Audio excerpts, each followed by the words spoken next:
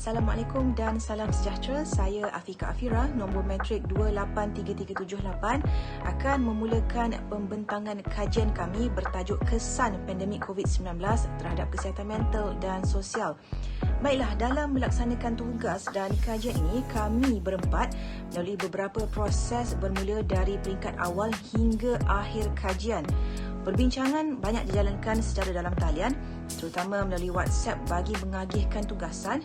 Keduanya, kami melakukan tinjauan melalui Google Forms bagi mendapat pandangan umum berkenaan topik yang kami kaji, selain mencari maklumat tambahan melalui portal-portal berita tempatan. Seterusnya, dalam menyiapkan kajian ini juga, kami mengambil inisiatif menemu bual orang ramai, pakar psikiatri dan ahli akademik. Proses berikutnya pula melibatkan pengumpulan maklumat ataupun data, mendapatkan bimbingan daripada pensyarah dan menambah baik kualiti kerja hingga terhasilnya video pembentangan dan infografik. Baiklah, sedikit saya sentuh mengenai pembahagian tugas di mana rakan saya Atirah bertanggungjawab mengumpul maklumat dari internet. Zanariah dan Nadia pula menemu bual koresponden dan membuat tinjauan Google Forms, manakala saya dan seorang lagi rakan saya, Haida, menjadikan video dan infografik. Penerangan seterusnya, silakan Zanariah. Assalamualaikum dan salam sejahtera. Saya Siti Zanariah binti Norzin, 283552. Baiklah, dalam kajian ini kumpulan kami merasakan bertanggungjawab untuk mendapatkan respon dan juga reaksi daripada pihak yang bertauliah. Oleh itu, kami telah mendapatkan seorang ahli akademik dan juga seorang kaunselor untuk memberikan pandangan dan juga buah fikiran mereka mengenai kajian yang kami lakukan. Dan selain daripada itu juga, bagi menguatkan lagi kajian kami ini, kami telah menemu ramah beberapa orang awam yang ditemukan secara rawak bagi mengenal pasti ataupun mendapatkan dapatan kajian yang lebih baik. Silakan Nadia. Saya Nurul Nadia Muhammad Kamrul Zaman bernombor matrik 283532 akan membentangkan mengenai kaedah tinjauan yang kami gunakan untuk tugasan ini.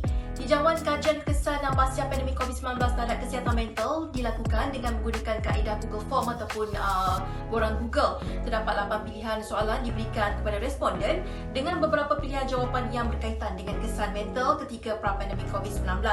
Dan sasaran responden yang dipilih adalah mereka yang berumur 20 sehingga 60 tahun, dan lingkungan umur ini dipilih kerana responden masih lagi dalam arena pekerjaan ataupun masih belajar, yang mana lebih cenderung dan terdedah kepada impak 2 tahun negara berdepan dengan COVID-19.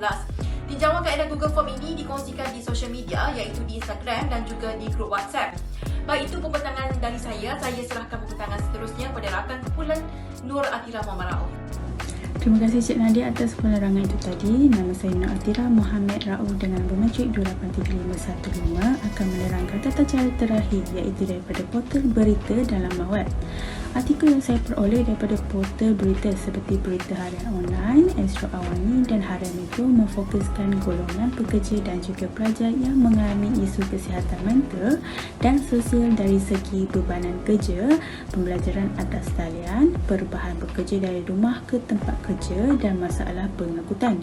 Selain itu, saya mendapati kerajaan ada membuka peluang dan menyalurkan bantuan kewangan, iaitu Bantuan Keluarga Malaysia, pengeluaran air citra KWSP, bantuan khas COVID-19, bantuan moratorium automatik tanpa syarat 6 bulan serta bantuan belia dan e-belia.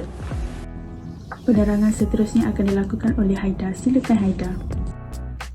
Terima kasih Atirah. Saya Muhammad Haidar Ali, nombor matrik 283620. Baik, dalam proses menyediakan infografik, setiap ahli kumpulan menyediakan maklumat dan data kajian yang kemudiannya diserahkan kepada saya dan Afika untuk proses saringan. Asas pembentangan dalam bentuk grafik sebenarnya tidak perlu terlalu syarat. Sebaliknya hanya maklumat yang sangat-sangat penting itu pun dipersembahkan dalam bentuk poin-poin yang ringkas. Selain maklumat perlu jelas dan sampai, pembentangan grafik perlu menarik. Di sini penting permainan warna, begitu juga gambar dan objek yang sesuai. Dan ia sebenarnya berbalik kepada kreativiti dalam persembahan. Baik, bagi pembuatan video, proses ini sebenarnya antara yang terpenting kerana ia ibarat end product dalam tugasan kami. Setiap ahli kumpulan memberikan komitmen tersendiri bagi menyediakan maklumat dan kemudiannya merakam video dengan kemudahan rakaman yang terhad. Seterusnya menjadi tugas saya untuk mengumpul kesemua video yang dihasilkan oleh ahli kumpulan sebelum ia disunting menjadi sebuah video lengkap. Elemen muzik latar dan beberapa kesan video menambahkan lagi sisi menarik sesebuah video. Tak dinafikan dalam melakukan tugasan pasti ada cabaran, dan cabaran terbesar kami ialah mencari kreativiti dan input menarik berhubung kajian yang kami lakukan. Tetapi kami sepakat berbincang dan mengadakan brainstorming hampir setiap hari bagi mencari idea-idea baru. Zana mungkin boleh kupas lebih lanjut? Baiklah Afika, dalam kita menyiapkan tugasan ini sudah tentu ada beberapa masalah yang kumpulan kami tempuhi. Antaranya bagi mendapatkan waktu dan juga tarikh yang sesuai bagi koresponden seperti ahli akademik dan juga kaunselor memberikan jawapan ataupun jawapan balas mereka kepada kami.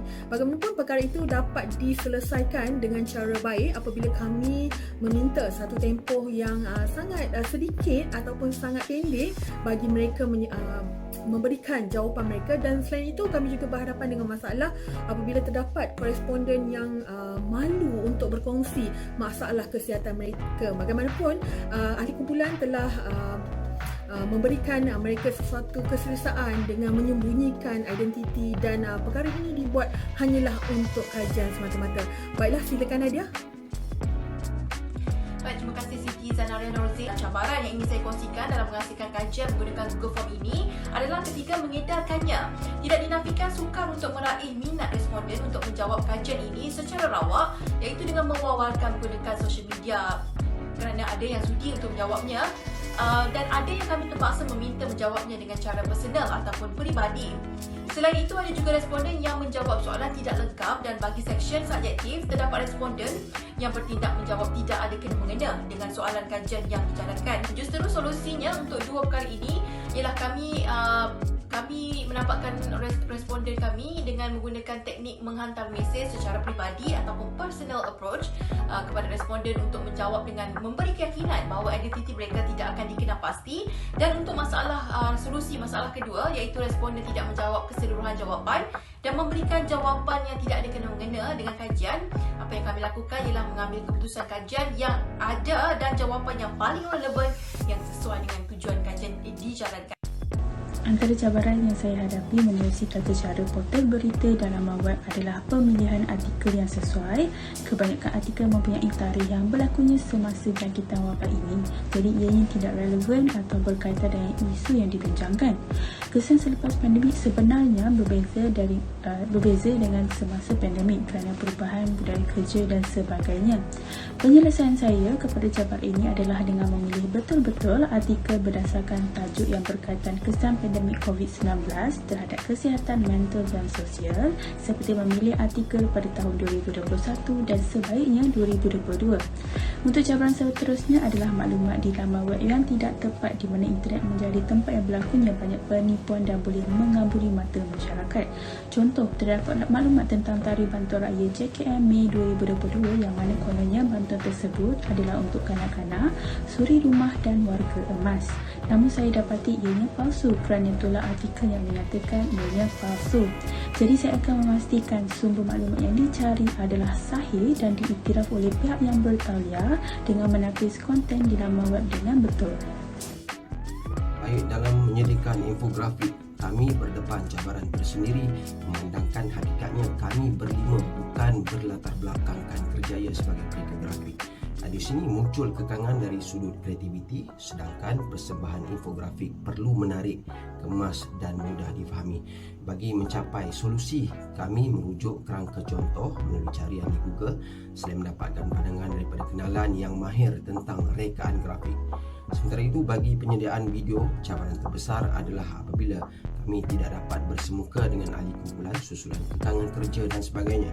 Justru proses pengumpulan video dengan kualiti terbaik menjadi agak sukar dan mencabar. Solusinya, kami menggunakan Google Drive dan Telegram sebagai medium perkongsian video. Namun memandangkan saiz fail sesebuah video berkualiti agak besar, kami perlukan jaringan internet yang baik dalam proses penghantaran visual. Baik, itu saja daripada kumpulan kami. Sekian, terima kasih.